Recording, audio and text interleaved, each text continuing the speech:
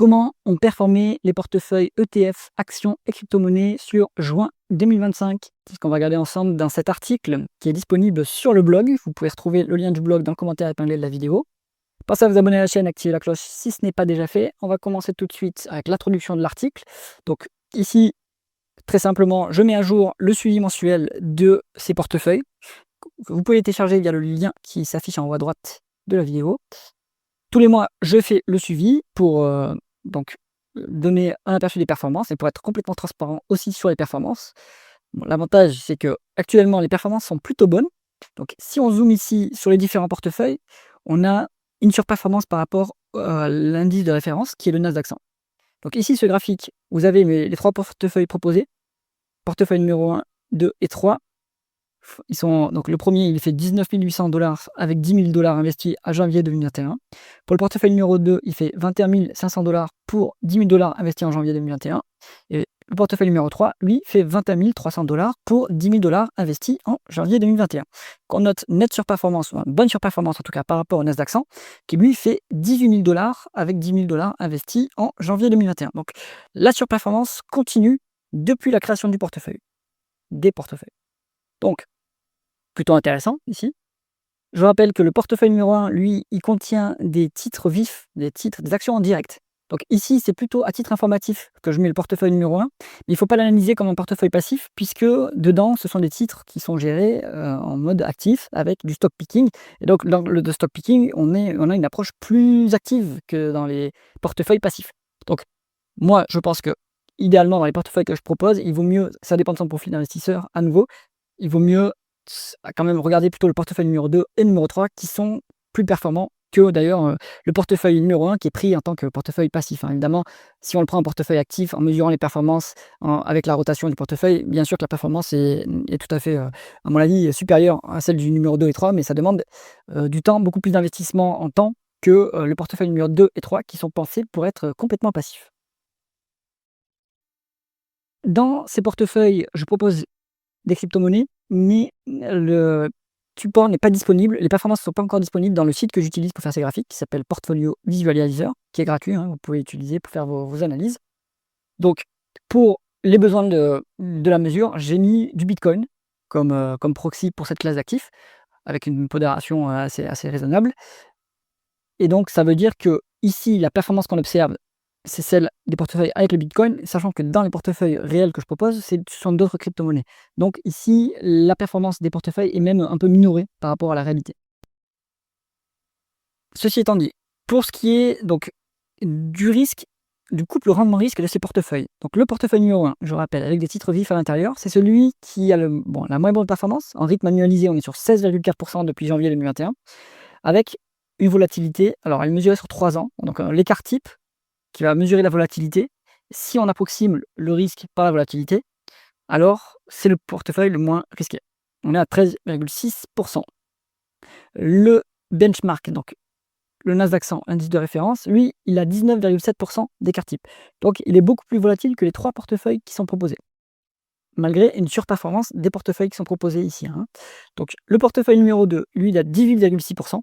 Donc bonne performance à nouveau, avec une volatilité, un écart type qui est à 15%.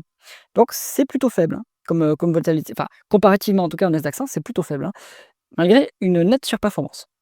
Pour le portefeuille numéro 3, on est à 18,3% de performance en rythme annualisé depuis 2021 et à 19,3% en écart type.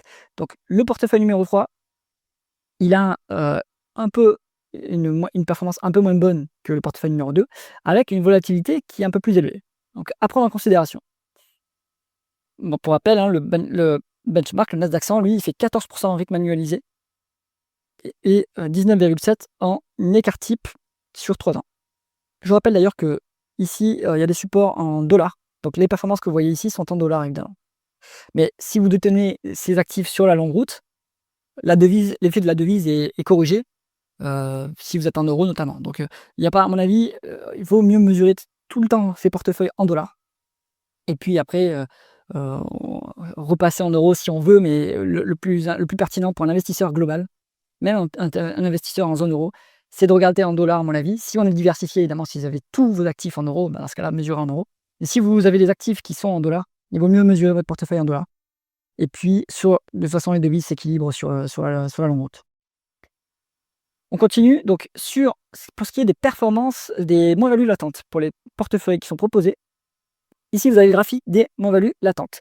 Donc, on rappelle ici, c'est la période, on va dire, inflationniste, où tous les actifs risqués se sont fait un peu bousculer par le marché à cause de la hausse de l'inflation et de la hausse des taux d'intérêt.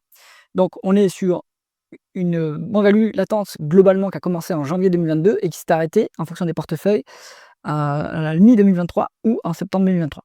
Bon, ce qui est intéressant de noter, c'est que ici, en vert, vous avez le Nasdaq 100. C'est celui qui a la période, donc la baisse, la moins-value latente la plus importante de tous les portefeuilles, et aussi la période la plus relativement longue par rapport aux autres portefeuilles. Le portefeuille numéro 1, en gros, les 3 autres portefeuilles, ils ont des moins-values latentes qui sont beaucoup moins importantes et un peu moins longues. Le portefeuille numéro 3, lui, a un peu plus souffert que les 2 autres. Donc, à prendre en considération, il y a un facteur, en fait, il y a une allocation spécifique dans le portefeuille numéro 2 qui a protégé contre les conditions inflationnistes de l'époque. Donc, ça, vous en saurez plus dans le document.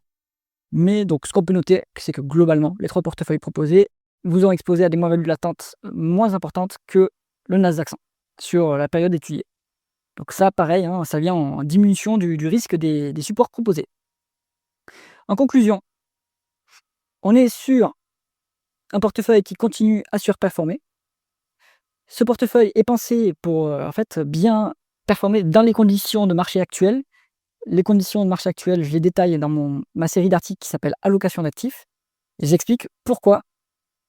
En fait, pourquoi est-ce que j'ai choisi ces supports et pourquoi ça performe, tout simplement, et jusqu'à quand ça va performer. Pour l'instant, tout est ouvert, tous les indicateurs sont ouverts pour que les allocations du portefeuille ici continuent à bien performer et continuent à battre le Nasdaq 100.